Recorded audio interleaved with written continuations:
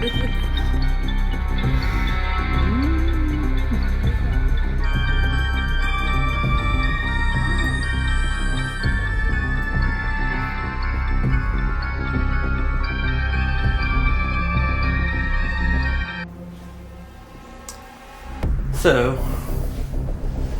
on this face of the earth, planes and people, things that we see and we do, we have currently planned obsolescence into a model that prioritizes profit over sustainability. And this is a real issue because, if we're not sustaining, we're not living to the fullest of our extent. Now, there's a lot of different things to consider, especially coming from this person, that we have to look at. So, my vision interweaves product sustainability with deeper philosophical questions about permanence and impermanence. Let's explore this thought through several interconnected layers. So, there's a conceptual weight versus a physical manifestation, and objects carry both physical mass and conceptual gravity. A car isn't just transportation, but it represents freedom, status, progress. A barbecue pit isn't just for cooking, but it represents community, tradition, and sustenance.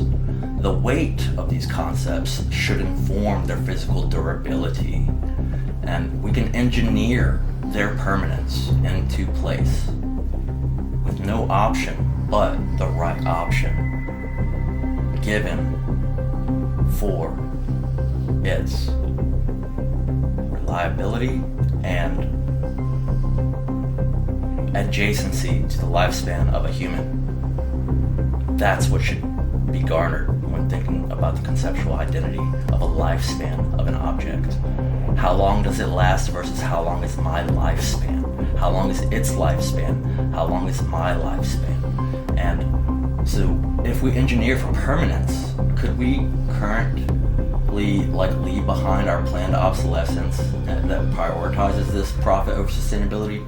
We have the technology to create near permanent versions of many products, and the key components could be designed for multi-generational use.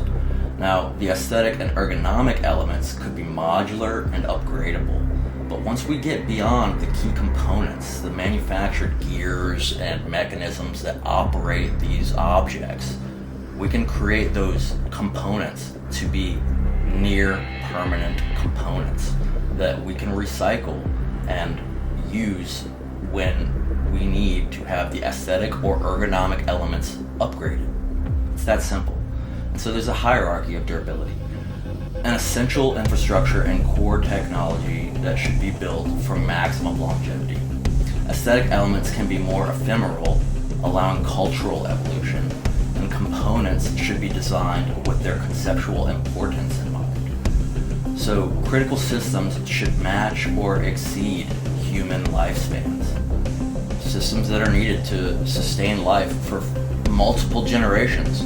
These things obviously need to be built to sustain themselves longer than any one person's lifespan, and they take precedence. They are more important than one single man's life because they sustain life for multiple generations. And that's what we need to put into perspective. No single man's life or pocketbook is more important than sustaining life for multiple generations. So, with that on the table, that being said, we look at the sustainable innovation model and focus on the upgradability rather than replacement of products and components in our societies. How do we upgrade things? How do we make them better? How do we design for component recycling? Easy component recycling, where you don't have to reintroduce an entire new set of plans for a gearing system or a dynamic of operable capabilities of a little product because you want to be unique and be able to sell it without encroaching upon another company's rights. That doesn't matter at the end of the day. What matters is our sustenance and our availability of survival for everyone to do well and have a comfortable standard of living. And for certain people that try harder, they should have a higher standard of living, and that's that's the facts of the matter. If you exert more effort into something, you should get more out of it. It's a reciprocal law and code of nature, general reciprocity. That's how anthropological tribes have existed forever on the face of the planet. And if you're not giving in, you're not getting back. And that's how it works.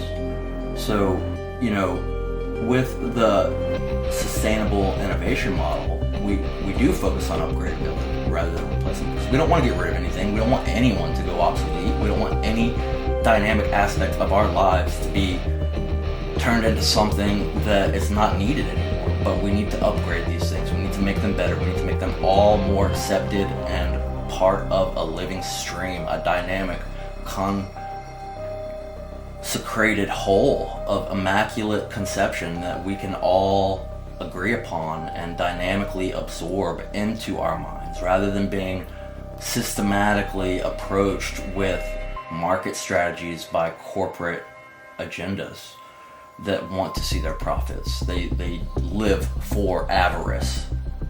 So, we need to create standards for intergenerational compatibility, not for avarice.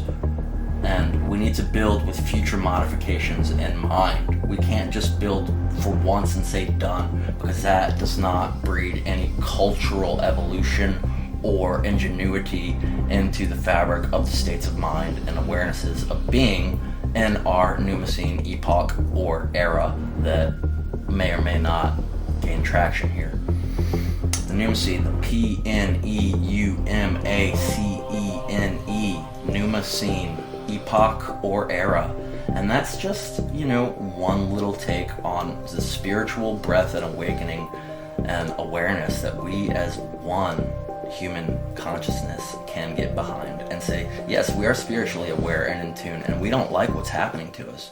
We are becoming downtrodden individuals, and the majority of our society is falling by the wayside and becoming less and less entangled with the microcosmic macrocosm of universal realities that are not parallel universes. They are actually one universe that has parallel realities within each and every aspect of its own mind, which is all of our minds put together, working for the same venue, avenue, street, whatever you want to call it, corridor.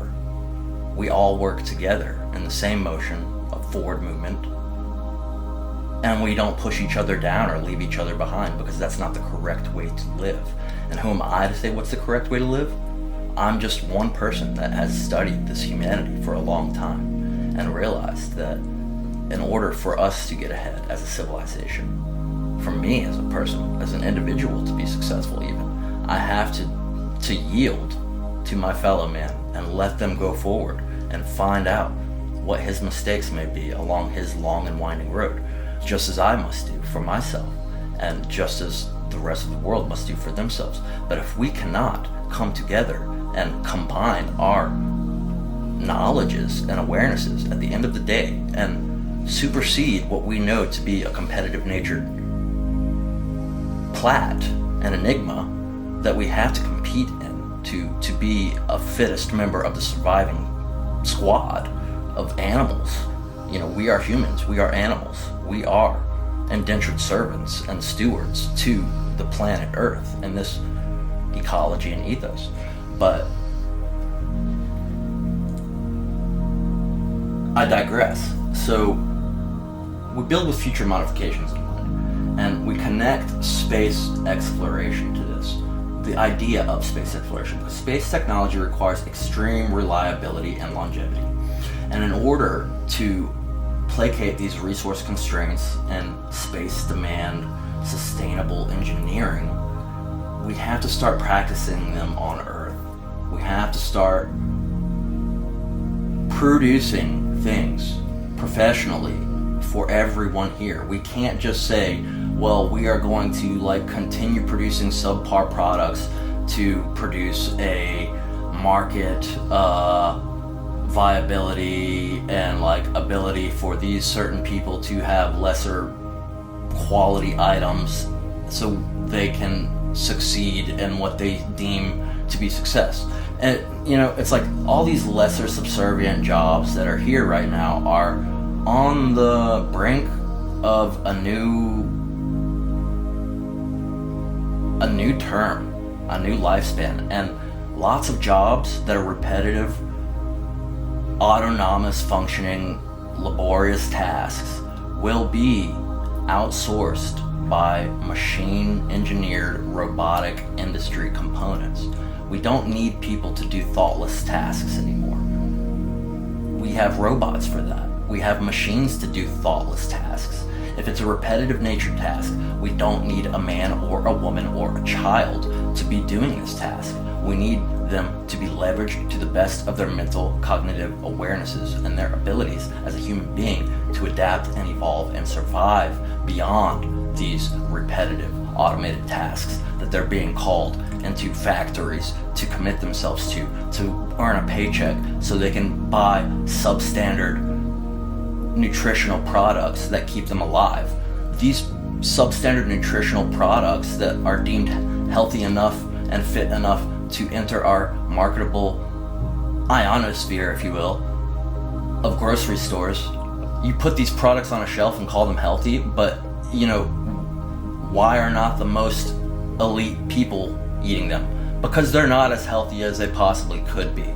So what are we doing to allow certain individuals to be as healthily taken care of as they possibly can, and then not allowing other individuals to be taken care of as healthily as they possibly can? This is a weighted, unbalanced equation, because competition exists, yes.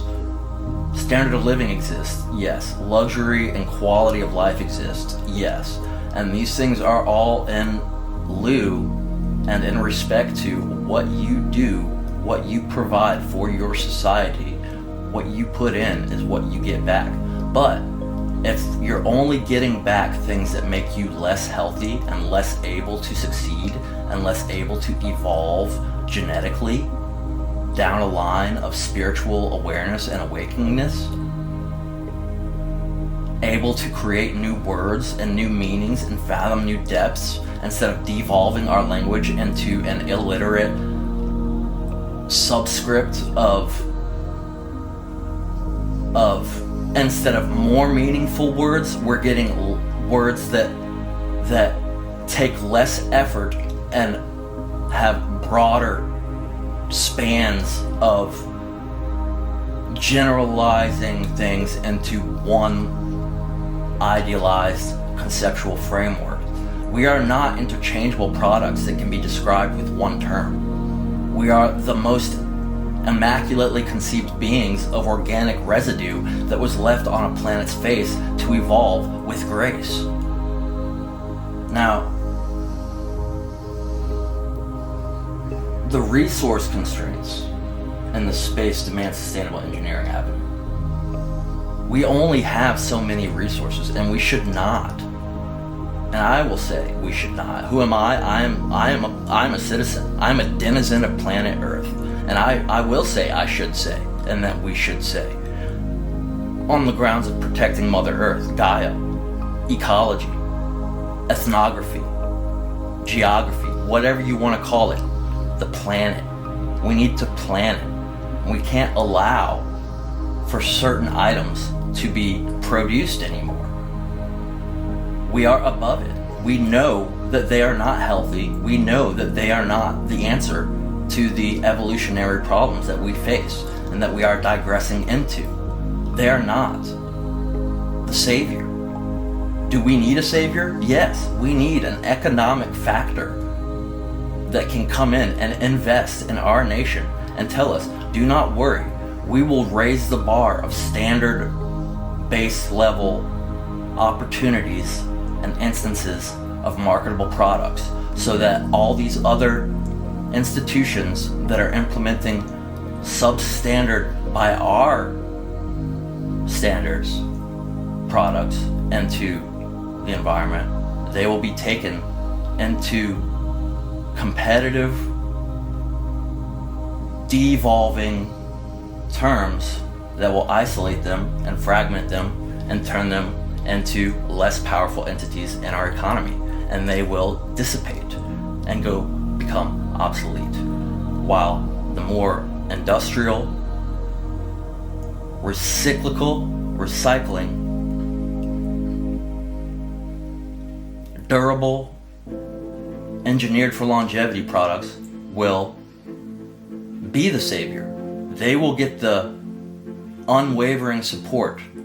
They will become trendy and fashionable. They will become the only options to have anymore, because these are the only things we need to get by and sustain and be healthy. These other things, these lesser objects, I'm not saying get rid of the black market or the alcohol or the cigarettes. You can play devil's advocate all day long. I don't want to get rid of anything at all. Let it all exist, because it does exist in the ephemeral space of time. It travels through time with us. It will never cease to exist. You cannot expunge something from reality. It will not go away. It will never cease to be. And so what do we do to it? Do we ignore it? Do we tell it it is illegal? Do we tell it it needs to be different than it is through nature? Than what man has made it be? Yes, we do that. We change what man has made it be. Because we are man, we are woman, we are humankind. We do these things. We evolve society. We change the behavioral patterns of society. And then society builds nature.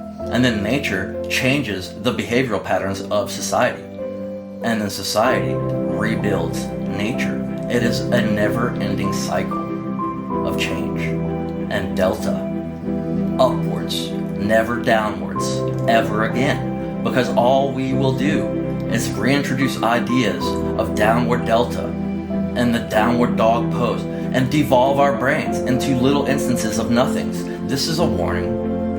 This is our last chance.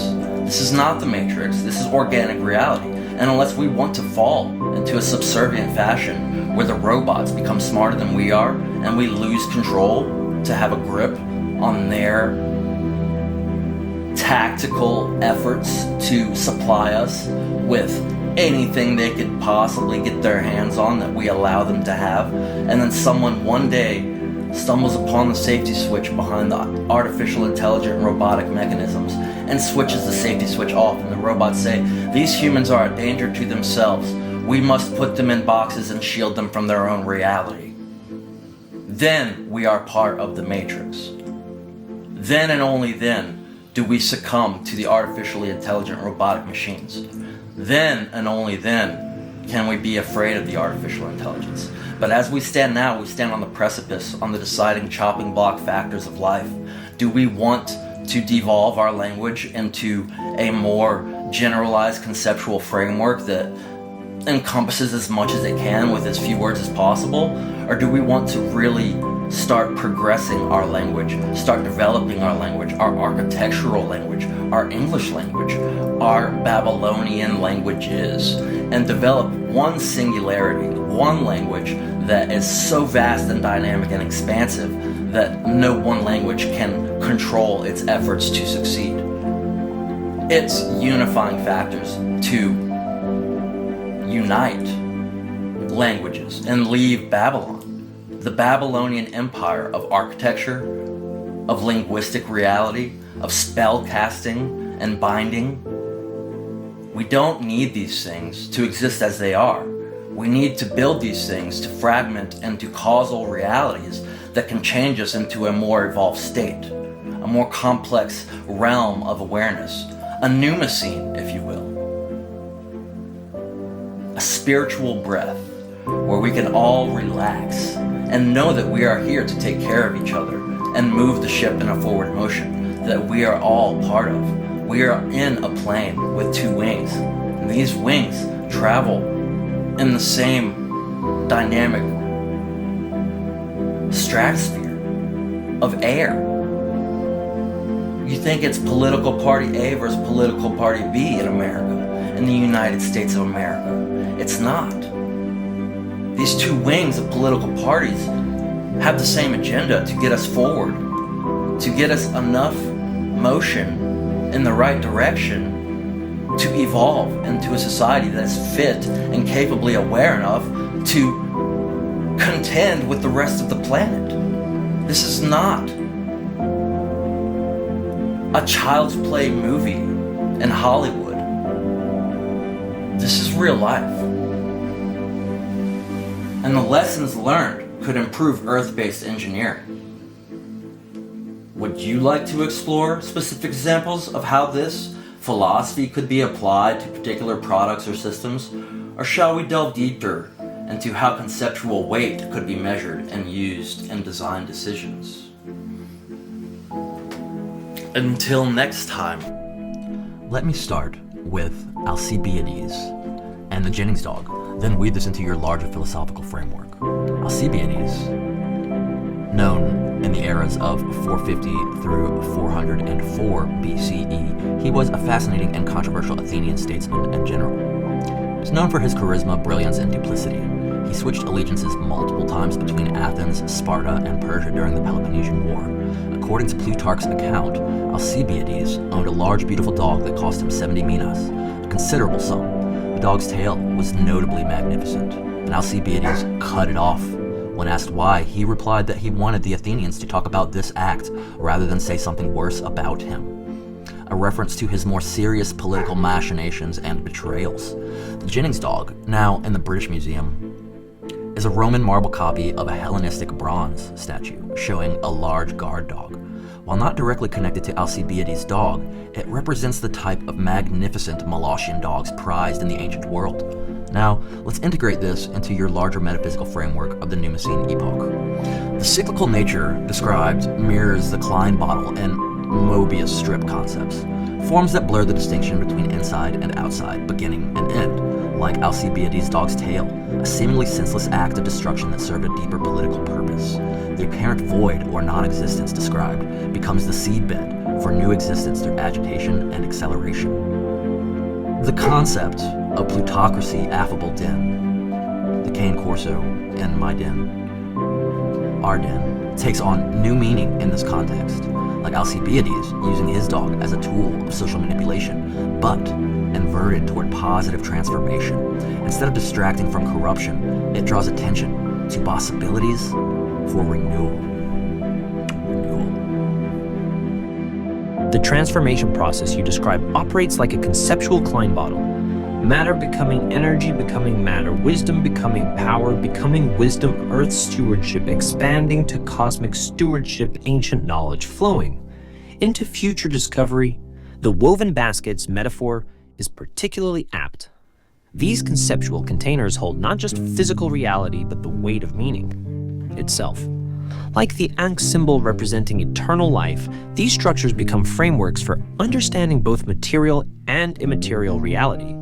As we expand into space, this framework suggests we need to maintain the tension between physical and conceptual reality, recognize how observation creates reality, as in your particle example, where the particles on one side of a wall are in the universe and the particles on the other side are in the Nagual, as depicted to us by Carlos Castaneda in his studies of Don Juan. Now, whenever we put a name on the Nagual and we start to submit ideas into the absence of everything, that everything begins to form a mass of its own, which is actually contradictory to its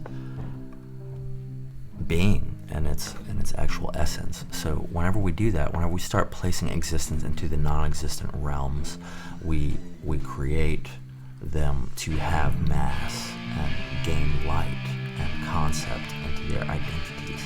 And when we do that, we create something out of nothing, out of absolutely nothing. And this then gets light more cast upon it. And this then gains more mass because light waves hold particle weight. And through this, we begin to form a whole nother parallel dimension inside the known universe that was created out of the absence of space and time and awareness of particle observation. But in casting light into its existence of non-existence, we give it existence, contradicting itself. use ancient wisdom, like Plutarch's insights on power and morality, to guide future exploration, develop new languages and symbols that bridge material and conceptual.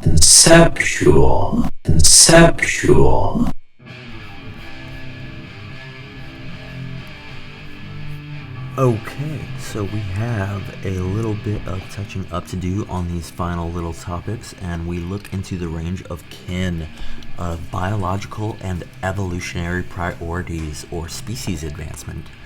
Here we have listed this set as pinnacle aspect priority number 1. We've got the reproductive strategies and genetic diversity factors, where importance of diverse gene pools for adaptability and resilience become adjacent to roles in mating behaviors and parenting strategies that enhance species survival. Without the networked bridges we have created, the intergenetic combinations would be struck into a corner of unfortunate inbred solutions. We've all seen Deliverance, and it's not pretty. So we need networking and, skills like that.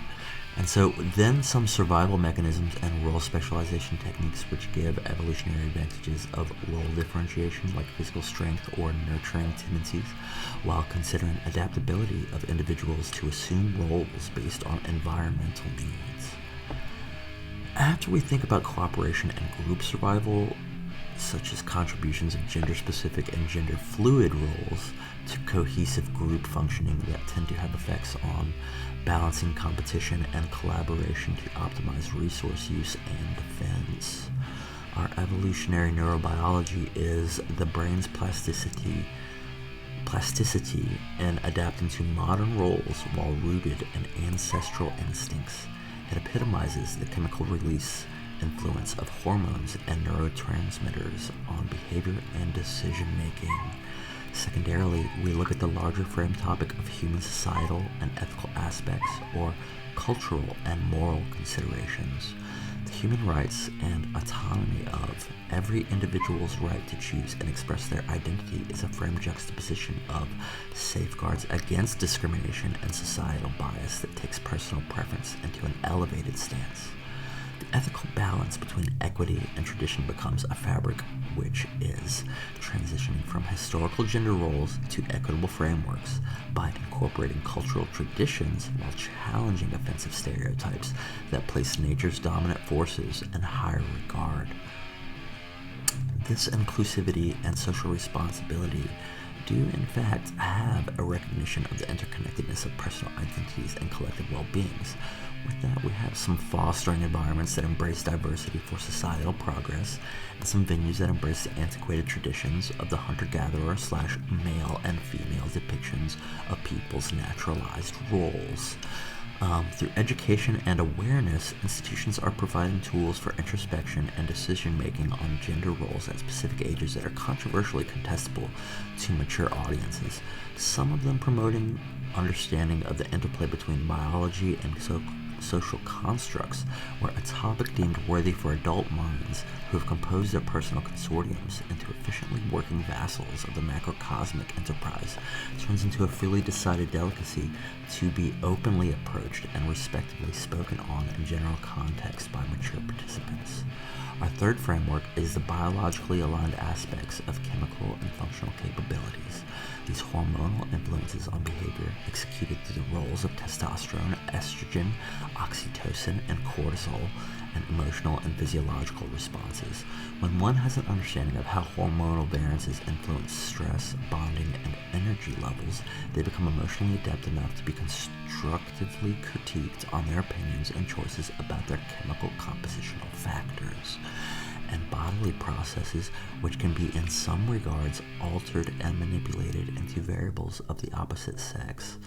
With physical and psychological adaptations, we have to ask questions like, we can see the lines, and they do blur, and bend, they contract and transcend, but where, oh where, do we stop and look around to become at the point where it is okay to actually decide the compositions of outward-facing internal workings?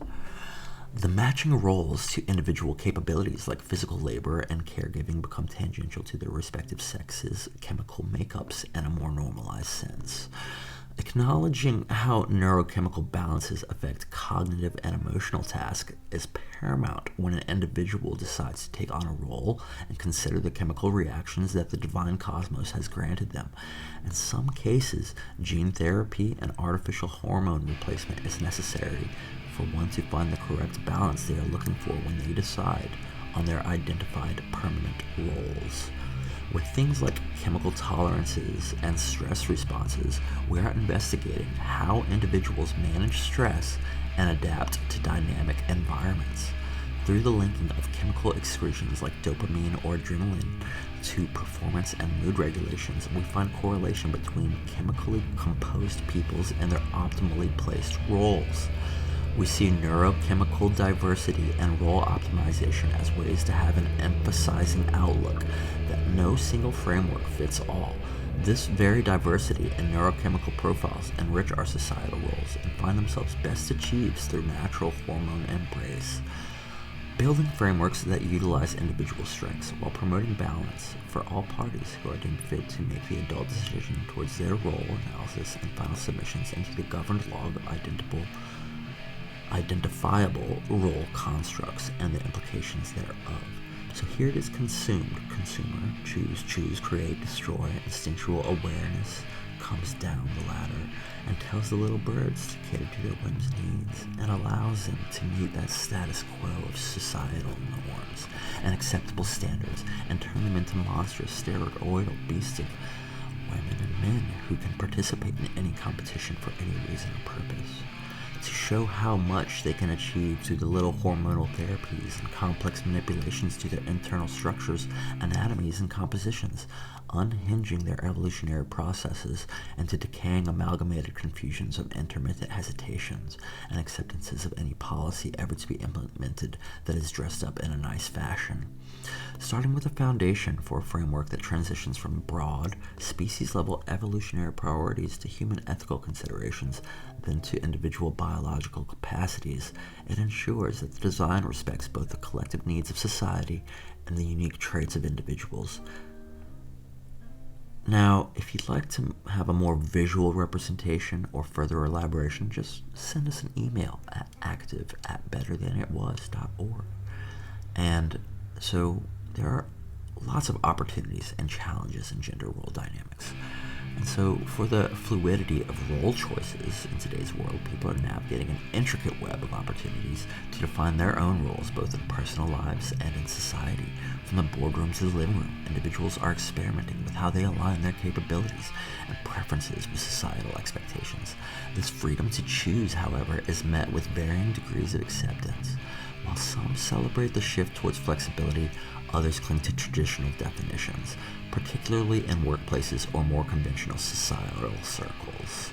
Picture a woman stepping confidently into a leadership role, defying the decades-old narrative of male dominance in corporate hierarchies, or envision a man choosing to stay home and raise his children, challenging the long-standing idea that his worth is tied to being the breadwinner. These scenarios are no longer anomalies, but reflections of a growing societal awareness. Still, these choices often spark conversations, sometimes supportive, sometimes contentious, about how gender roles are evolving. The masculine drive, adaptation, and tradition. Take, for instance, a man who's grown up with the idea that his value lies in his ability to protect and provide. His biology supports this narrative. Testosterone drives his competitive edge and sharpens his focus in moments of crisis. When faced with a challenge, he's likely to leap into action, the proverbial knight in shining armor. Whether it's solving a technical glitch at work or fixing a burst pipe at home, the workplace often rewards this decisiveness, reinforcing traditional roles even as society encourages greater emotional openness in men. Yet modern men are learning to adapt. Many are stepping into nurturing roles, driven by a desire to build deeper connections with their families or partners. Think of the father meticulously braiding his daughter's hair before school, or the husband who becomes the emotional anchor during a stressful time. These shifts, while celebrated in progressive circles, still face resistance in settings that value the stoic, unyielding archetype. The feminine evolution, balancing care and command, On the other side, women are reshaping their roles in dynamic ways. Historically celebrated for their emotional intelligence and nurturing abilities, women are now stepping into arenas that demand assertiveness and strategic thinking. Estrogen and oxytocin still play their part, enhancing their ability to foster connections and build consensus. But these traits are now being wielded in boardrooms and political spheres. Imagine a woman running a Fortune 500 company. Her ability to read a room and adapt her approach makes her an exceptional leader. Yet she often faces criticism for being too emotional or not assertive enough. At home, she might still carry the mental load of managing family schedules and relationships. This balancing act requires a level of resilience and flexibility that society is only beginning to appreciate fully. We have colliding worlds here, negotiating the roles in relationships. Now, we zoom in on a couple navigating their life together. He's the planner, meticulous with spreadsheets and budgets. She's got the vision, always dreaming up their next adventure. Their roles might seem stereotypical at first, but dig a little deeper and you'll see a fluid dynamic. On one hand, he's perfectly happy to take over dinner prep when she's swamped with work. On the other, she's the one who fixes the leaky faucet while he calms their upset toddler. The beauty of their relationship lies in their ability to adapt and compromise. When he's overwhelmed, she steps in with her emotional steadiness. When she's faced with a daunting challenge, his logical approach helps her break it down into manageable steps. This give and take is what keeps them balanced, and even as they occasionally stumble over societal expectations or their own ingrained habits. So they build harmony. We build harmony. We leverage our strengths and find a balance. In any partnership, harmony comes from recognizing and valuing each other's unique strengths. Perhaps she excels at multitasking, while he brings singular focus to the table. Rather than competing, they find ways to blend these traits. For example, she might manage the household's day-to-day operations, while he handles long-term planning, each role playing to their respective strengths without rigidity, adhering to traditional norms. Compromise is key. Picture a couple where he's a night owl and she's an early riser. Their differing rhythms could cause friction, but instead they decide to meet halfway. She'll stay up late for date nights, and he'll wake up early on weekends to join her for morning coffee. These small adjustments build mutual respect and keep their relationship thriving. And conclusively on this topic set, we have a fluid dance of roles, an evolving landscape of gender roles that's less about rigid definitions and more about fluidity and understanding. As individuals, we bring our unique biology, psychology, and experiences to the table. Together, we create a dance, sometimes leading, sometimes following, always adapting to the music of life. Relationships, whether at home or in the workplace, flourish when built on a foundation of mutual respect, open communication, and a willingness to challenge outdated norms.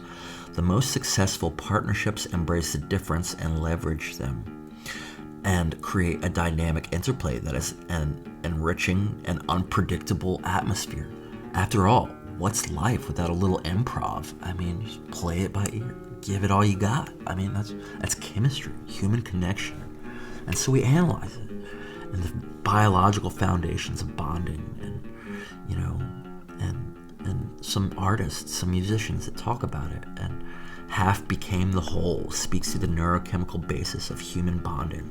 When humans form close relationships, several key chemical processes occur.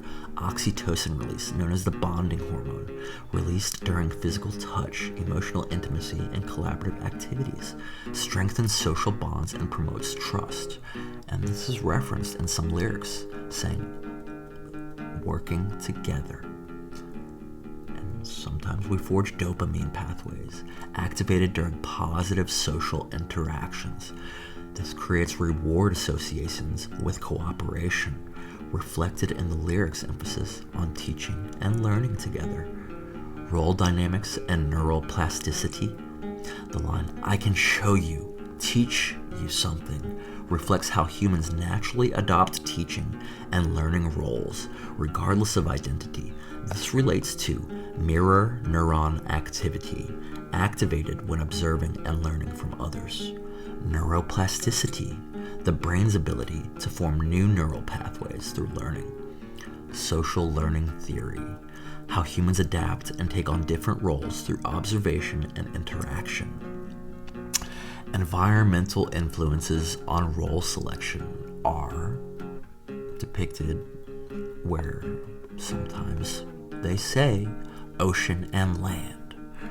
And this serves as a metaphor for how environments shape role adoption, behavioral flexibility, and how we can adapt to various roles based on context.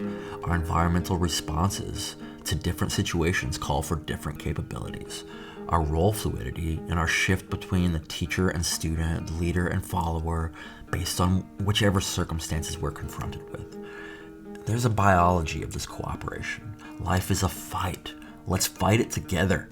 Demonstrates the biological basis for cooperation. Stress response synchronization. When humans work together, their stress responses often align. Collective problem solving. Brain activity patterns show enhanced problem-solving capabilities in cooperative settings. Social resilience shows up in group cooperation. It increases survival chances and success rates. Group cooperation does this, and we have choice and neurochemical reward systems. The voluntary nature of role selection involves serotonin release associated with feelings of satisfaction in chosen roles. Endorphin production.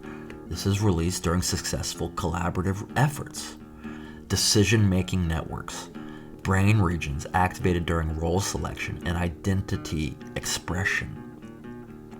This analysis reveals how humans naturally form bonds and adopt complementary roles through biological processes while maintaining individual agencies in role selection and expression.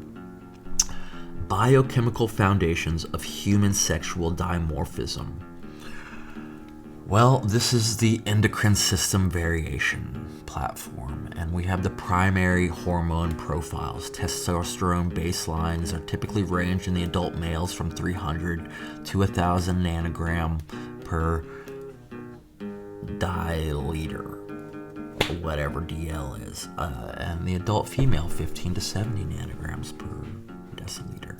And estrogen baselines in males are 10 to 40 PG, per milliliter, and adult female 300 or 30, actually, not 300, 30 to 400. Huge gap here. 10 to 40 in males, 30 to 400 in females. Varies with the menstrual cycle. That's estrogen for you.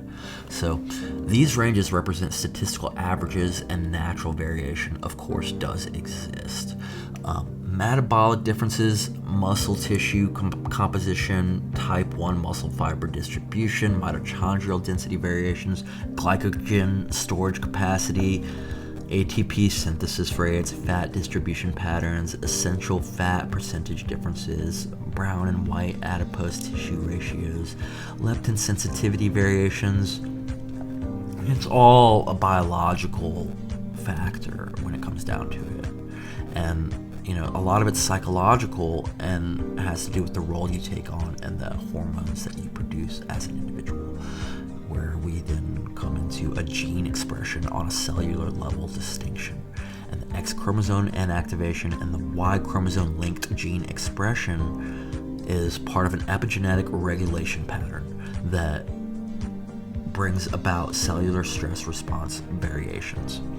And through an energy metabolism, the basal metabolic rate differences are utilized in a substrate pattern where mitochondrial function have different variables, and oxidative stress responses are also on a varied level.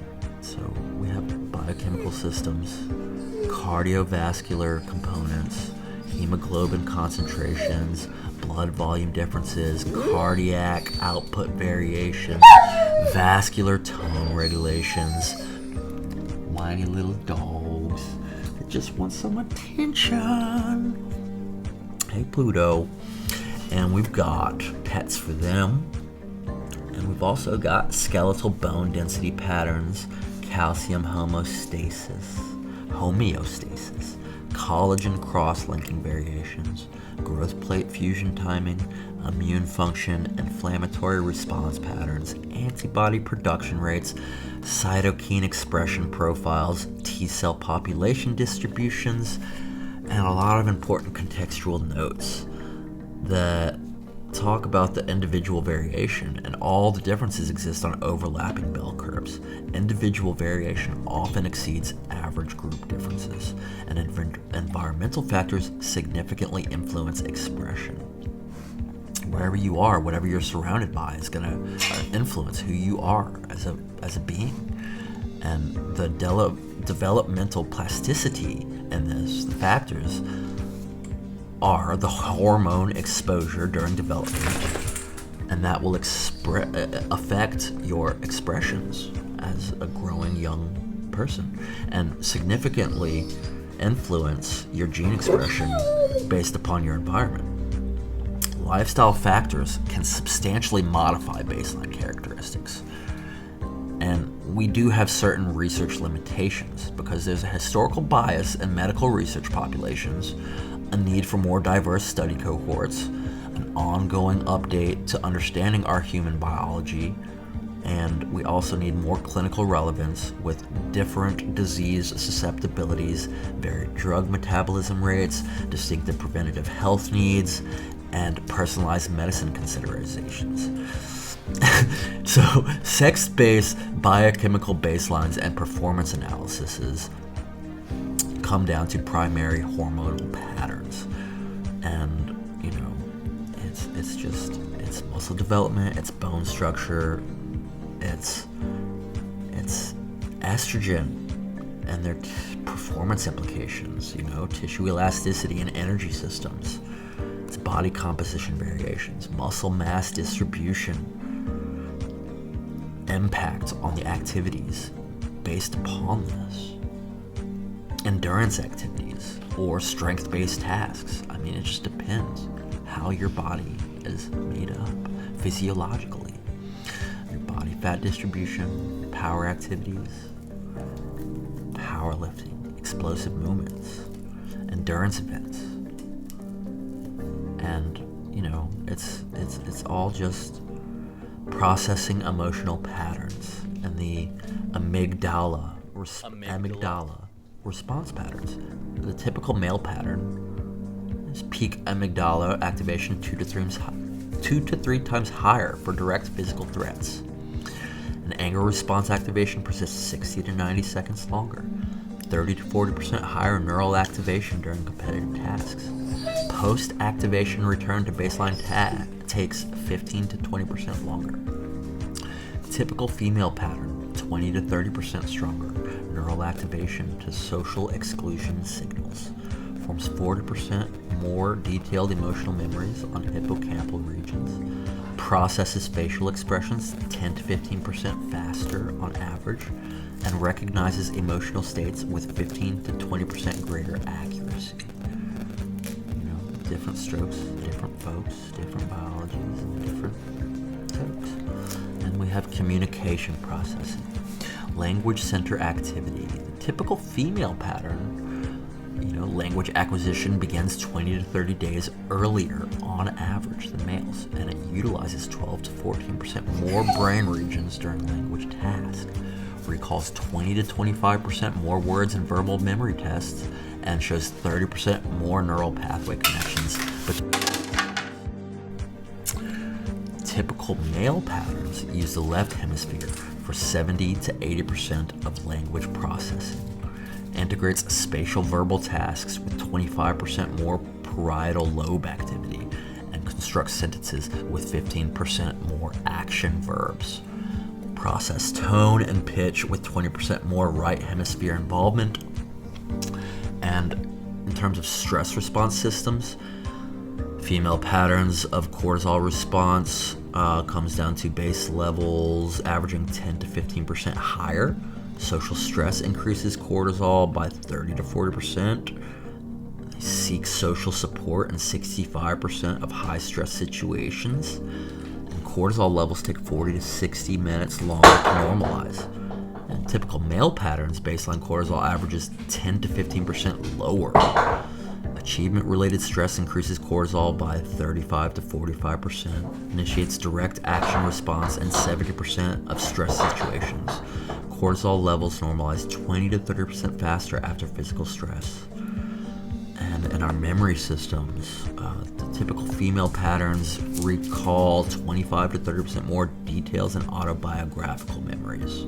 They remember 35% more emotional context and events, retaining 40% more information about societal interactions, locating objects with 20% greater accuracy in familiar environments, and males navigate novel spaces with 25% fewer errors, solve geometric problems 15 to 20% faster on average, use cardinal directions in 60% of navigation tasks versus landmarks, and maintain 15% more information in spatial working memory. Environmental influence examples, we have technology impacts. Screen time reducing face-to-face social processing by 30%. Video game play increasing spatial processing by 25%. Social media increasing verbal expression by 40%. Digital multitasking altering attention patterns by 35%. Cultural evolution, where gender role flexibility increases by 45% over the past 50 years. Career choice diversity has expanded by 60%. Parenting role overlap increased by 50%. And educational achievement gaps are narrowing by 35%. The educational impact of this, mixed gender education, cross-typical skill development has increased by 40%. Early intervention reduces processing gaps by 30%. Specialized training eliminates performance gaps in targeted areas, and diverse teaching methods reduces learning style differences by 25%. Critical context in this is the individual variation metrics, and within group variation exceeds between group differences by 85%. Individual scores fall outside group averages in 40% of cases. Environmental factors account for 50 to 60% of absorbed differences, and training can modify baseline tendencies by 30 to 70%. Neuroplasticity examples, where spatial training improves navigation scores by 40% regardless of gender. Emotional awareness training increases recognition accuracy by 35%.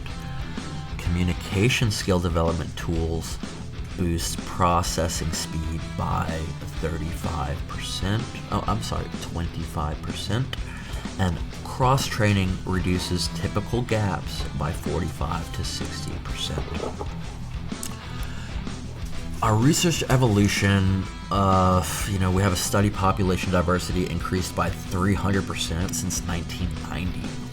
And the female inclusion in research has gone up 250% since 1980. Our methodology refinement improves accuracy by 40%, and our cross-cultural sampling has increased by 400%. All very impressive factors.